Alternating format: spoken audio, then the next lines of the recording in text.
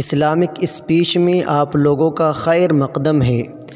دین کے اہم اور ضروری مسائل سننے کے لیے ہمارے چینل سے جڑے رہیں۔ تو نبی علیہ السلام نے قربانی اور یہی قربانیوں کا سبق صحابہ کرام نے سیکھا اور انہوں نے بھی دین کی خاطر بہت قربانی سنتے ہیں، حیران ہوتے ہیں۔ چنانچہ ان قربانیاں دینے والوں میں سے ایک بڑا نام سیدنا صدیق اکبر رضی اللہ عنہ۔ ایمان لانے سے پہلے مکہ مکرمہ کے بڑے امیر سیٹھ لوگوں میں شمار تھا۔ 2 دکانیں تھیں ان کی تجارت کی، اپنا سب کچھ لٹا دیا۔ ایک مرتبہ نبی علیہ السلام کی خدمت میں حاضر ہیں اور تہمت لگے ہوئے ہیں۔ نبی علیہ السلام نے فرمایا، ابو بکر اس وقت کو یاد کرو کہ جب تمہاری 2 دکانیں ہوتی تھیں اور تم اتنے امیر آدمی کہلاتے تھے، آج کی سال میں میرے سامنے بیٹھے ہو۔ عرض کیا، اللہ کے محبوب، میں نے اپنا سب کچھ جو قربان کیا، اس کے بدلے میرے ہاتھوں میں آپ کا ہاتھ آ گیا، مجھے دنیا اور آخرت کی سب نعمتیں نصیب ہو گئی، سب نعمتیں نصیب ہو گئی۔ چنانچہ سیدنا صدیق اکبر رضی اللہ عنہ نے اسلام کا سب سے پہلا بیان اس امت میں سیدنا صدیق اکبر نے کیا۔ 2 روایتیں، ایک عائشہ صدیقہ رضی اللہ عنہ کے ذریعے سے، ایک اسماء بنت ابو بکر صدیق کے ذریعے سے۔ دونوں فرماتی ہیں کہ نبی علیہ السلام ایک مرتبہ حرم شریف میں تھے۔ صدیق اکبر رضی اللہ عنہ نے ان سے کہا، عرض کیا کہ اللہ کے نبی، اب آپ اجازت دے دیجئے تاکہ ہم اس دین کی بات کفار کے سامنے بھی پہنچائیں۔ فرماتی ہیں کہ اس وقت 38 آدمی مسلمان ہو چکے تھے۔ صدیق اکبر عنہ کے مطالبہ پر محبوب نے فرمایا بہت۔ چنانچہ وہ مسجد حرام میں تشریف لائے اور انہوں نے آ کر کلمہ پڑھا اور بیان کرنا شروع کر دیا اسلام کے بارے میں۔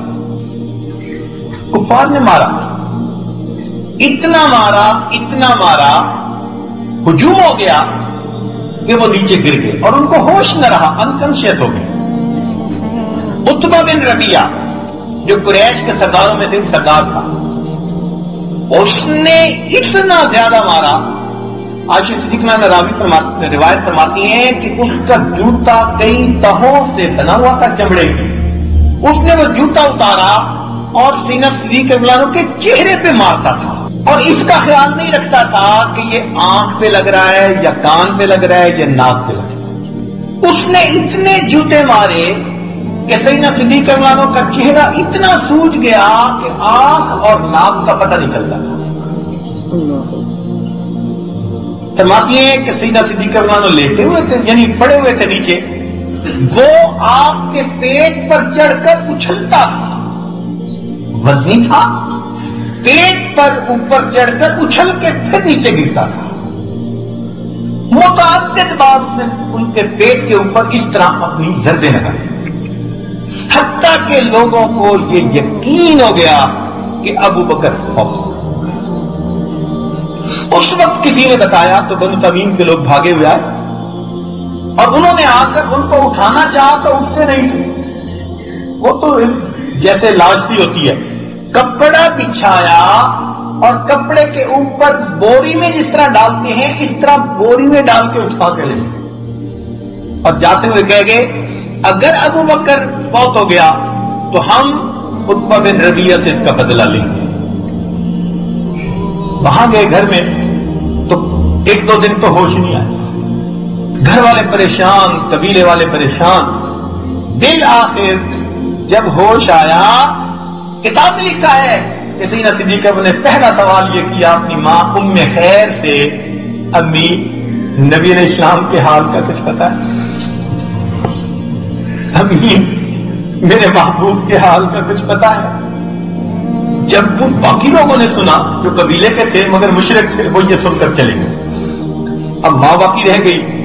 ام خیر نے کہا کہ بیٹے، تیری یہ حالت ہو گئی، تجھے اتنا مارا گیا، تیرا جسم زخموں سے چور چور ہے اور تو اس وقت بھی ان کا نام لیتے ہیں؟ چلو کچھ دودھ پی لو، کچھ کھا لو، تم نے اتنے دیر سے نہیں کھایا۔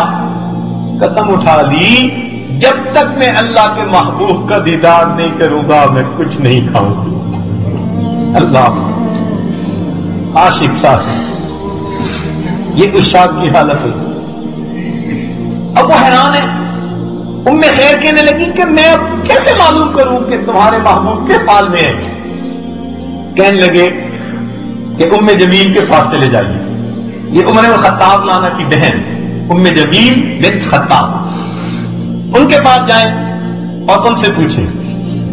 ام خیر ان کے پاس گئی اور ان سے پوچھا کہ جی مسلمانوں کے پیغمبر اسلام وہ ایمان لا چکی تھی مگر اپنا ایمان چھپاتی تھی، مجھے کیا پتا کون کہاں پہ ہے، تمہارے بیٹے کا کیا حال ہے؟ اس نے کہا بس تھوڑا ہوش میں آیا ہے۔ کہنے لگے چلو میں بھی تبا پرسی کر لیتی ہوں۔ وہ اس بہانے ام جمیل ساتھ آ گئی اور آ کر صدیق فلانوں سے پوچھا کہ آپ کس حال میں؟ ان کا آگے سے جواب کہ نبی علیہ الصلوۃ والسلام کس حال میں ہیں، کہاں پہ؟ تم نے کہا تمہاری والدہ سن رہی ہے۔ فرمان لگے میری ماں کی فکر نہ کرو، تم مجھے بتاؤ میرے محبوب کا حال ہے۔ انہوں نے سمجھا کہ محبوب بات ہے۔ وہ کہنے لگی کہ دار ارقم میں ہے۔